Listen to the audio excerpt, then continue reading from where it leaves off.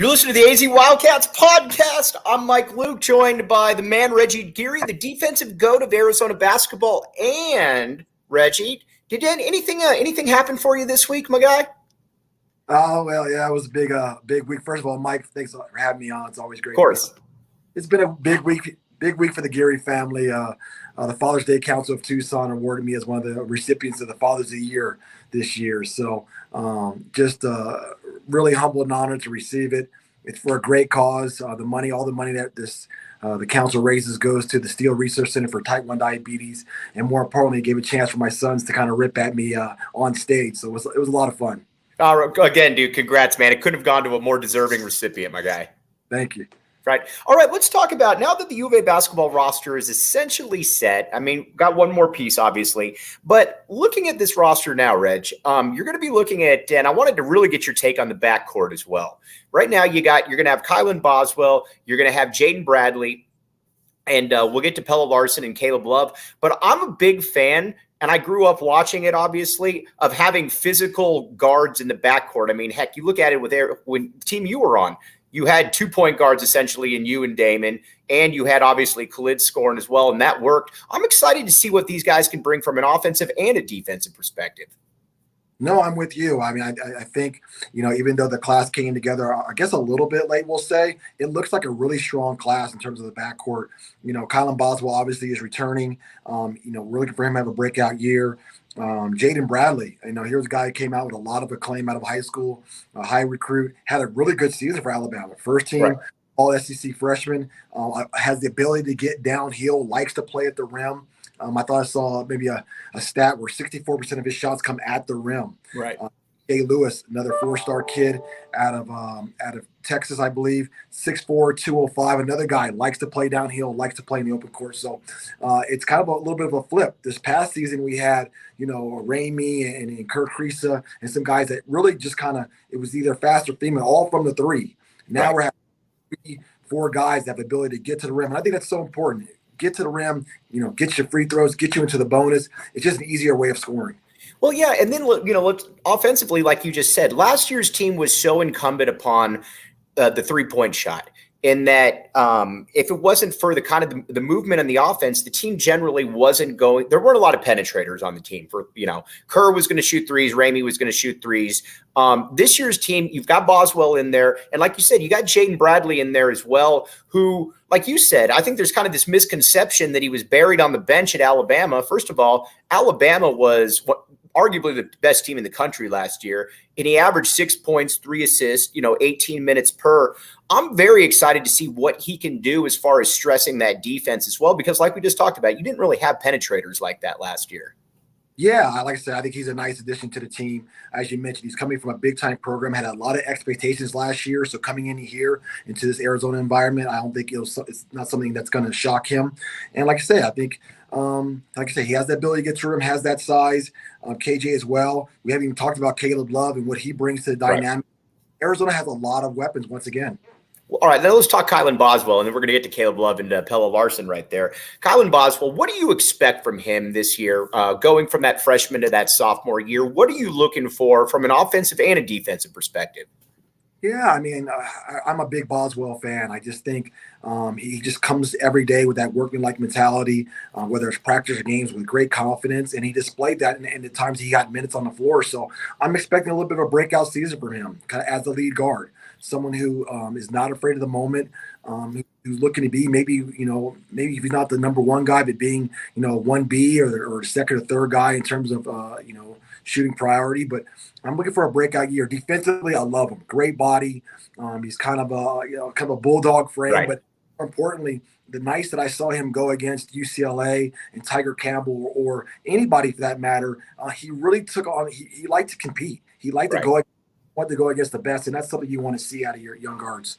Yeah, and that's where I'm looking forward to seeing it as well. Reg, the thing that also surprised me too is how the 3-point shot came around. I thought that I'll be honest, I thought that the first year in, maybe you shoot kind of in that that mid to low 30s, and lo and behold, by the end of the season, he was the best shooter on the team. Yeah, I mean, the kid plays with a lot of confidence. I was most impressed with being a 17-year-old freshman last year. Right. Never was He never got sped up too much. He never really looked like he was overwhelmed. He looked very comfortable under the bright lights, and to me, those are all really good signs. Right. All right. Now, Caleb Love. I'm of the belief a lot of people look at his percentages and whatnot. I think coming to Arizona, playing for Tommy Lloyd and the kind of offense they have, he's not going to be standing there dribbling the ball 9 times with the defense just looking at him. Reg, I think he's going to be far more efficient here at the U of A. And honestly, I think that he's a very welcome addition because Arizona didn't really have a player like him last year that could, against top-notch competition, drop 30 from the perimeter.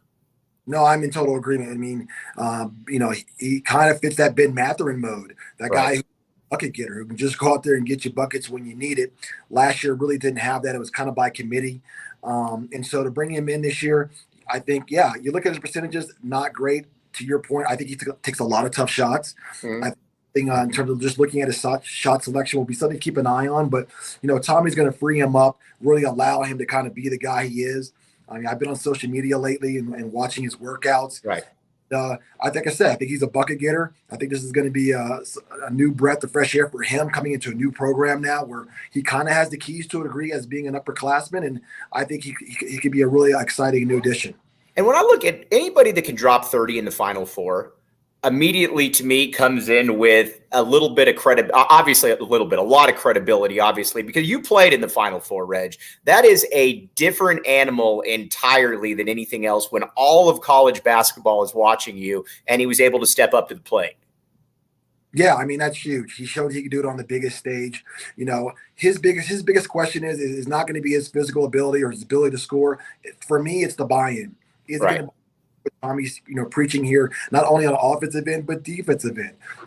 Is he going to be willing to maybe sacrifice some shots on occasion, or is he going to double down?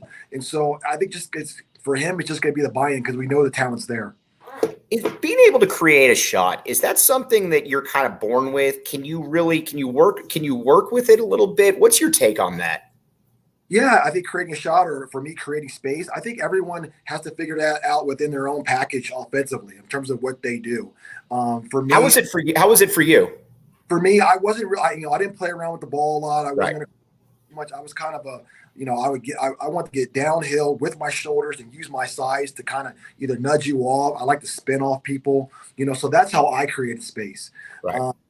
I had a couple little moves I could do from the outside, but that wasn't a big part of my game. I was a physical guard, and I wanted to fill the defender on me. So, and in today's game, it's all about shot making. For sure. NBA, it's all about shot making, but even more so. So there's more emphasis on the player development nowadays, which I enjoy doing. Of kind of teaching guys working within your package. How can we get you separation and space so you can get shots off?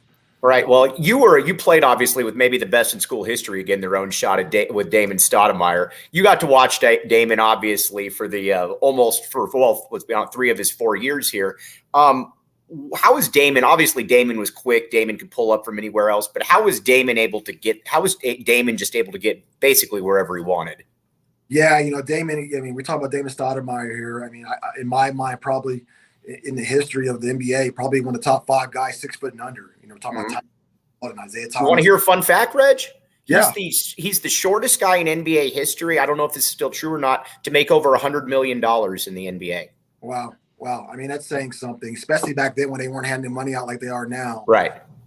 He was just tremendous. He used his size to his advantage. He had great quickness. He had the ability to stop on a dime, but he also just didn't shoot threes. If you got up on him, he'd break you down and could get into the paint. So you really had to kind of pick your poison, and both were bad usually for the opponent because he was so efficient and so good at what he did. All right, now Pelle Larsson. Now I think Pelle's to me is fascinating, Reg, because I think he's going to be able to do a little bit of everything here. In that he's going to be able to play the small forward. I also think in positions he's going to be able to play the 4 on maybe some smaller lineups because of how big and how physical he is.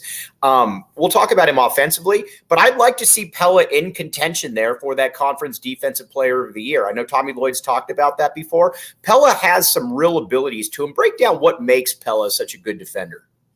Man, Pelle, I mean, first of all, he's a lot bigger than what he looks. I think he had him at 6'5", 6'6", but he's a big 6'5", 6'6". Likes to use his physicality. I thought he did a better job as the season went on. Earlier, He didn't seem really how to temper that. He was just kind of fouling. He was just being Right. physical, foul trouble. I thought he got better with that as the season went on. And he likes to compete. I remember Jaime Jaquez in the Pac-12 tournament. Right. He blocked him, shut him down, got right in his face, showed a little attitude, showed he had a little bit of fire.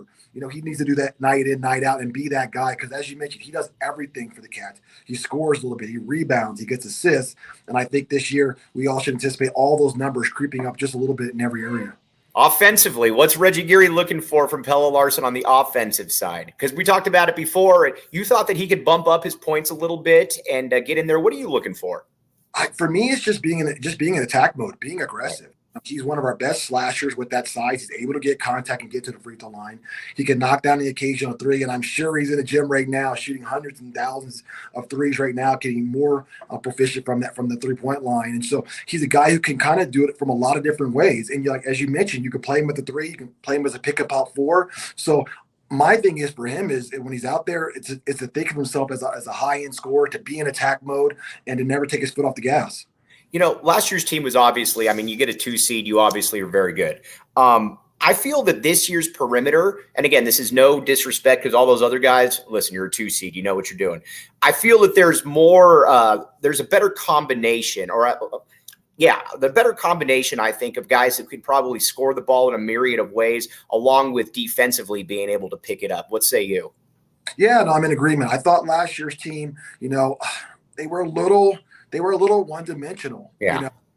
So they had some limitations offensively. We saw that when they had some long droughts throughout the season, where when they weren't shooting well from the three from the outside, then they didn't have that ability to get, once again, high-end shots or to the free throw line.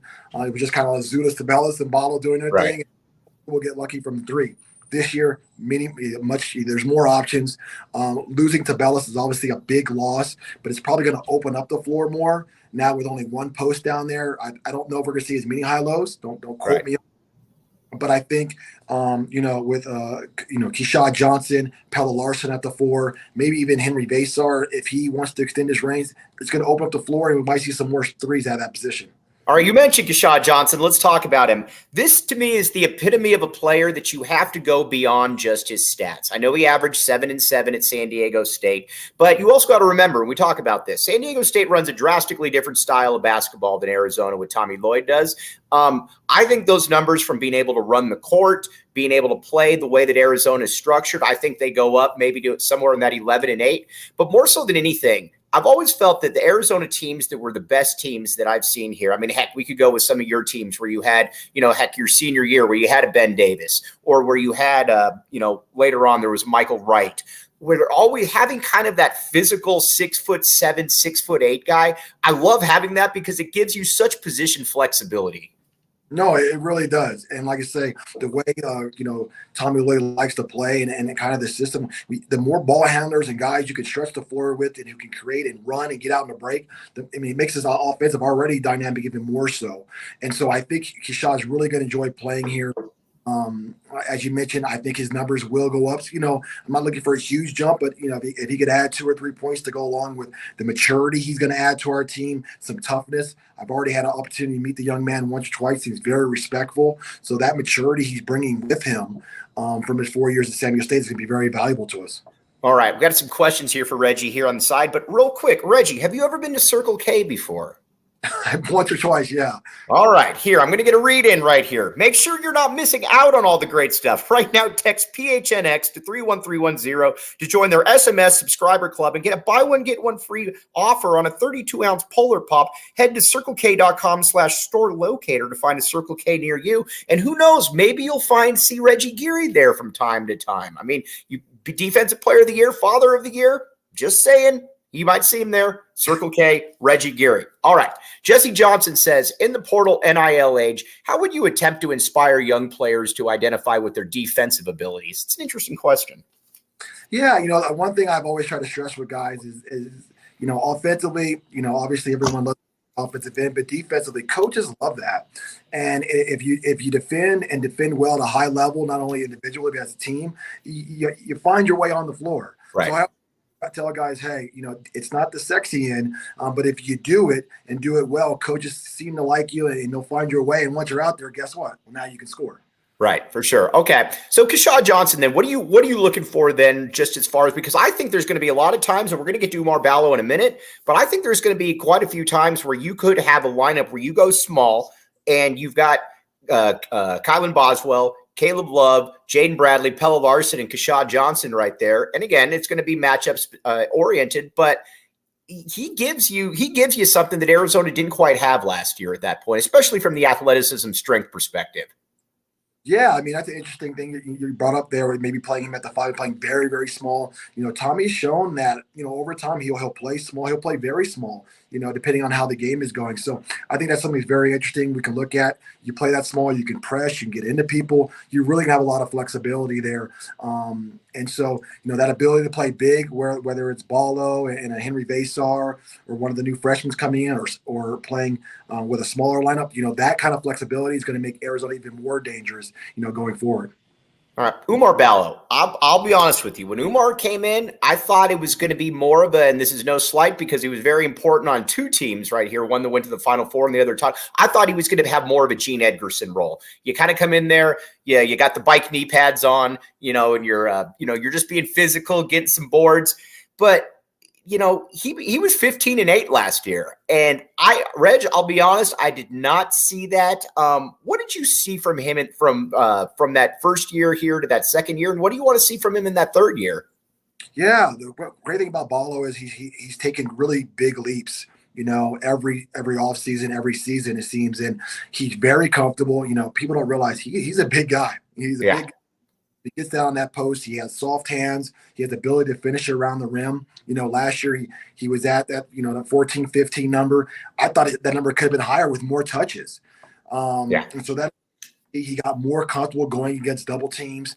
Very difficult to keep on an offensive glass. So he can be a little bit of a low-key problem and can give you that 16, but also explode and give you some nights in the 20s and double-doubles. So he's going to be an anchor for this Arizona team in the post.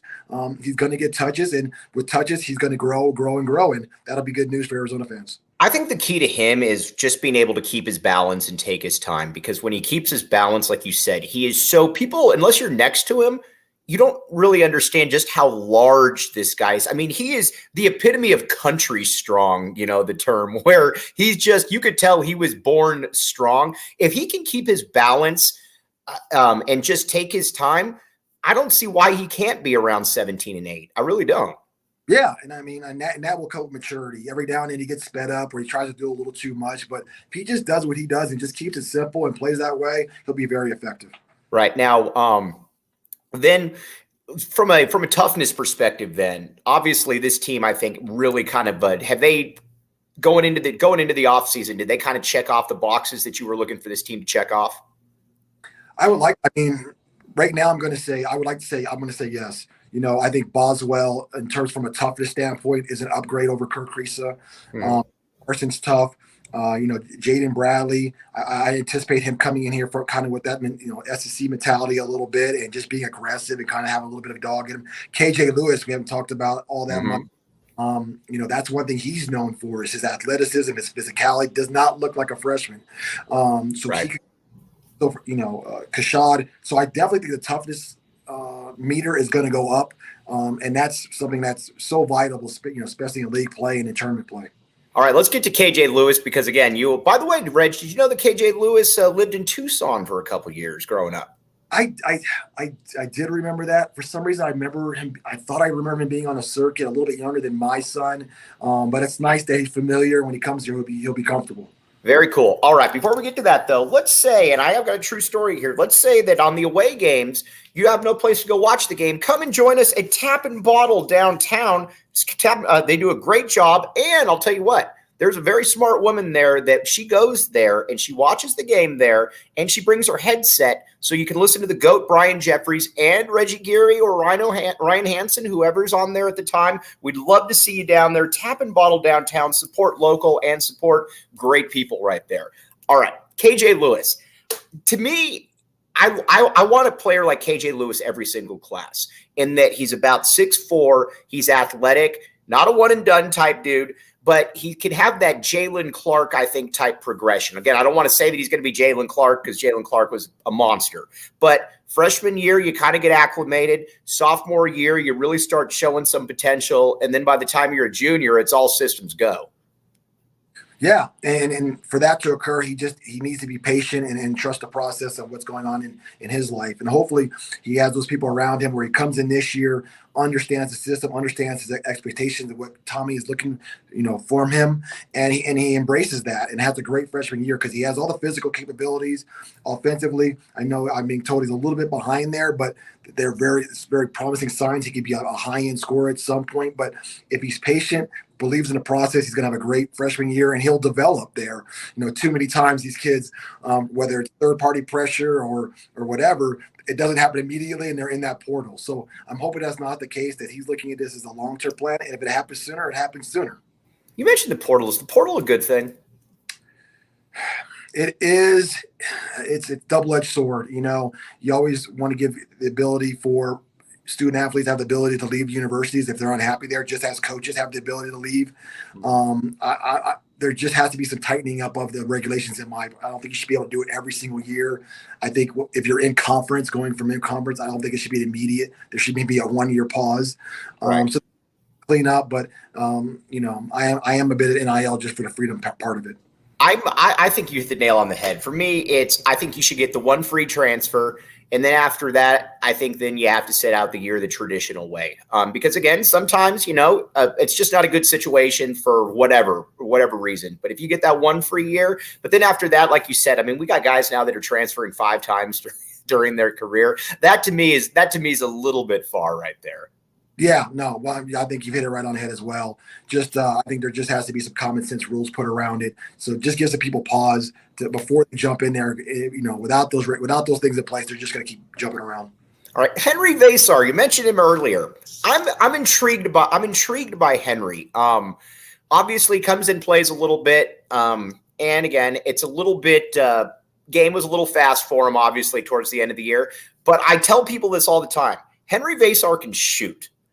If you're at practice, you can see it, he can shoot. But Reg, what I'm very intrigued by is you can tell that he can also block shots. He's got the 7'5" wingspan. He can move.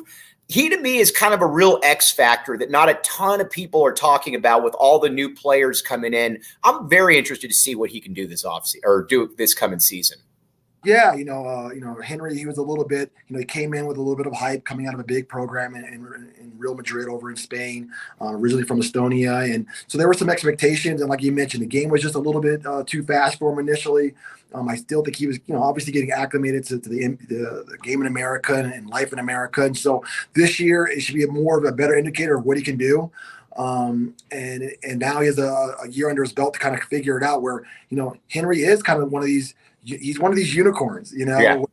The 7-footer who can shoot threes, can put it on the floor.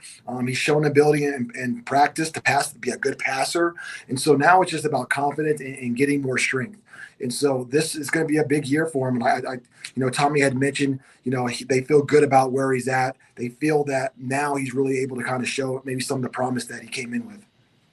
When it comes to international players, I always say that I don't know. I'm not going to even try to project their first year because I just don't know. Some guys are able to come in immediately, like a Julius, who we'll get to in a minute, and they can play 12. They can get 12 and 8. Some guys take a little bit longer. It's just it's a harder thing to project. So, when you got like a Montias Krivas coming in, who's massive man, 7'2", 245, I don't really know what to expect. He could be really, really good. He might need a little bit of time. And you know what, Reg? That's okay. No, it is. It is. Krivas is once again coming in with a lot of fanfare, kind of like Henry. But yeah, when he gets here and he gets on the floor and he gets that first ballo, elbow to the face, everyone's going to look at him like, how is he going to react? Right. The game starts picking up. Is he able to situate his game in what we're doing here in America? Because as you mentioned, it's a different mentality in America than it is overseas. It's a much more aggressive, a much more I don't want to say selfish, but a much more one-on-one type game here. And it takes time from guys from overseas who are used to sharing the basketball, moving it around to kind of fit in. Now listen, you came from modern day, obviously, played for the great Gary McKnight, so you played against great players coming up. But when you got to Arizona, you were obviously on a loaded team. You could make the case that you entered a program that had the most loaded perimeter in school history, or it's certainly right in there with Damon, Chris Mills, Khalid Reeves, yourself.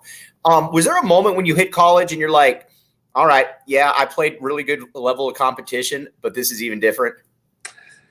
Yeah, well, I was fortunate, as you mentioned. I went to modern day high school, so we already played like on the national schedule then. So I was already kind of seeing the top tier elite level high school basketball.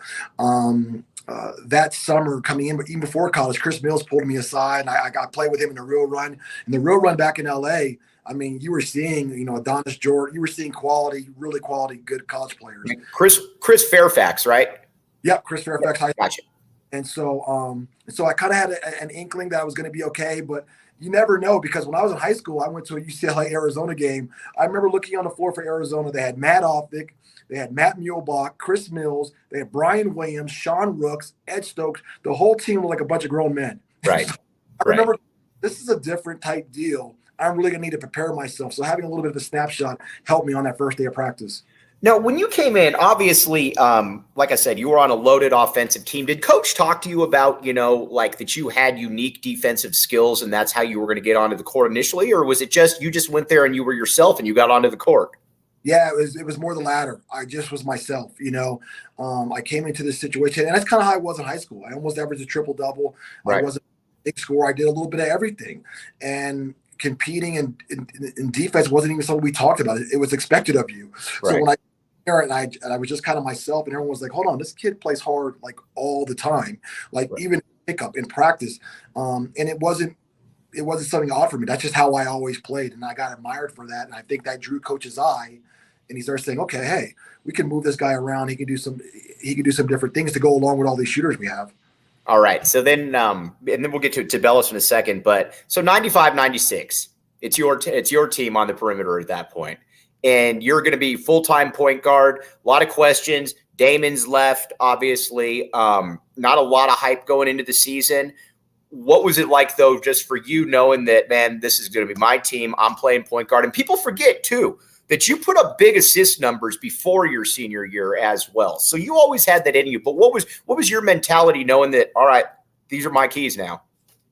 I just remember being hyper-focused, like, all right, like I say, I'm the lead guy now. This is my senior year, my last chance to really do it with the group and with Coach O. And I just remember being hyper-focused. And I think having the NIT in New York City in the preseason, that was kind of like the first goal. So we were really goal-oriented that year. We're going to get to New York City. We're going to win that thing, and kind of take it step by step. And you got Iverson, you got Victor Page, you got all those dudes in front of you for sure. Yeah. So I just wanted to kind of prove to everybody, our coaching staff, to our team, to everyone that, I can be a lead guard.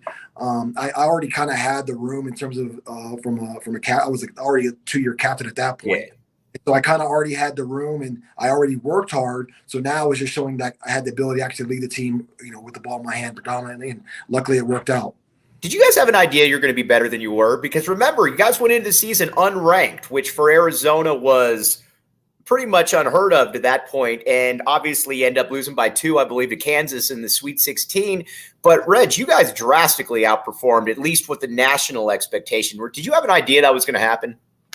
I mean, we felt we were a good basketball team all 4 years we were here. So when they kind of took us out of the top 25 without even seeing us, we thought that was pretty unfair. But we felt we had a good team. And, you lose a Damon, but, to go in, and I think we beat Long Beach State in the first game with James Cotton, played Arkansas at Arkansas and beat them there to get to New York. And then that really solidified, we're a top 10 team, and we just kept going from there. What's your take now? Moving back to this team, what's your take on Azuolas at the next level? I'll give my opinion. I don't know that he is an NBA player. I mean, he could certainly do it, but I'd love to have his future playing basketball either way, because he's going to make a lot of money. Yeah, I think Azuolas is going to be fine. I think he was tremendous. He was a great college player. Anytime you're a player of the year in your conference, you've done a great job, and he did that. NBA or not, I don't really. When you look, it's so tough to project for sure. Yeah, if you look at him, you're going to say not really, because he doesn't. Today's NBA game, it's all about stretching the floor. I think he came in at 6'8", 6'9" without shoes, so now he's looking more of as a 4-man. Yeah. and he just doesn't stretch the floor enough in today's game. 10, 15 years ago, he'd have been perfect. But, to that point, he can go overseas, play for some EuroLeague teams for 10 years, make a lot of money, and have a great career. He is the great Reggie Geary. Again, Reggie, congratulations on that award. I know you've won a lot of awards, but there's probably not one that you're more proud of than this one this past week, my guy. No, I appreciate that, Mike. It really was special for me and my family, and I appreciate you sharing with the audience. All right. He's Reggie Geary. Reg, we'll have you on again soon. As always, really appreciate your time, buddy. Always great, Mike. Everybody out there, bear down. All right, bear down. That's Reggie Geary right there. All right, now we're going to talk about what Reggie had to say, and I got a few thoughts as well. But first, got to pay the bills right here. BetMGM. If you haven't signed up for BetMGM yet, use bonus code PHNX. There's a few different offers depending on where you live, but for our Arizona audience, you will $100 in bonus bets on your first wager with BetMGM. Again, make sure you use bonus code PHNX. Check out the show notes for full details. And if you want to bet on Arizona, I would say go bet on BetMGM. Take the over in Arizona football. I'm telling you, Arizona football is going to be good this year, and you'll thank me later for it. Just like we said last year that Vegas was a little bit behind the curve, and Arizona basketball, I believe, will win the Pac-12 this coming year. Lots of good stuff right there. Now, let's hear Shane Diefenbach with a disclaimer.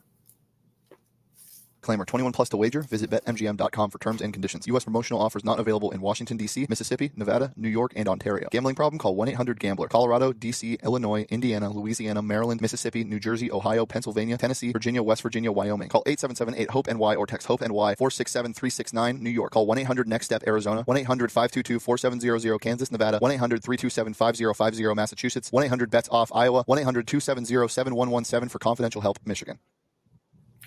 All right, now, and also one other thing, become a PHNX diehard. Check out phnxlocker.com to grab your membership and receive exclusive content, discount on all events, merch, and access to the Discord chats. You can thank me later for it right there. Now, we got a bunch of stuff to get to here with Reggie Geary, but basically with stuff that Reg said.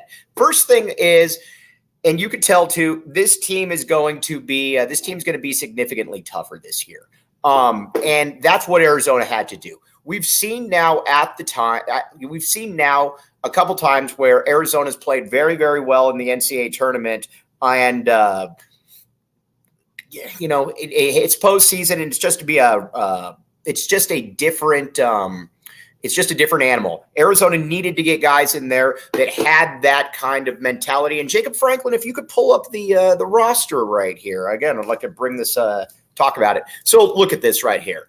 Kylan Boswell, like we talked about, not a guy that I think probably should have played more minutes last year, but a tough dude. Oumar Ballo, obviously, when you're a leader of men like Oumar Ballo, you're a tough dude. Pelle Larsson, tough guy. Jaden Bradley coming in from Alabama. Listen, he was in the SEC. He was for all freshman conference player and 6-3. I think you're going to see him be something like 10-4, and I think he's going to be really good defensively. Caleb Love. I think Caleb Love is going to be good defensively. I don't know that I have the expectations that I do for him for the other three perimeter players, but I like everything that Caleb Love can do.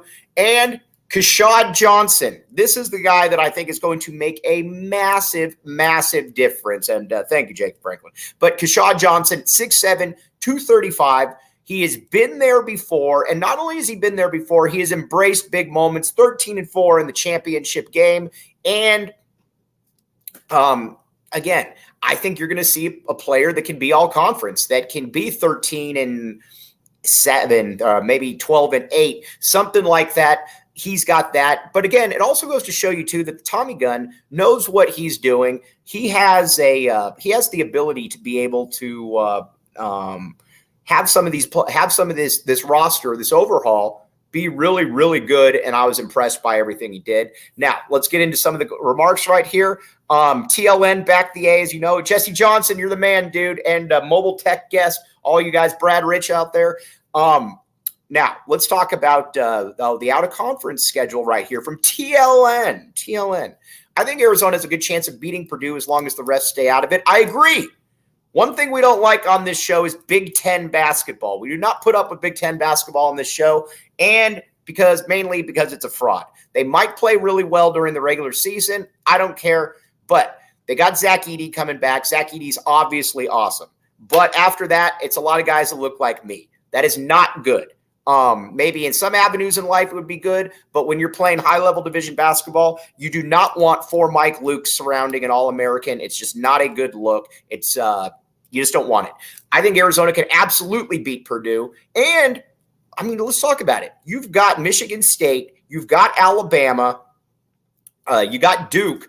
Arizona's going to find out a ton about themselves. And honestly, that's the way that it should be. And I was remiss in that. I should have brought that up to Reg because they always played the best schedules. I don't understand schools that don't want to play good teams out of conference. Nobody's ever going to say, man, yeah, we really like to put them into the tournament, but guess what? They lost to Duke.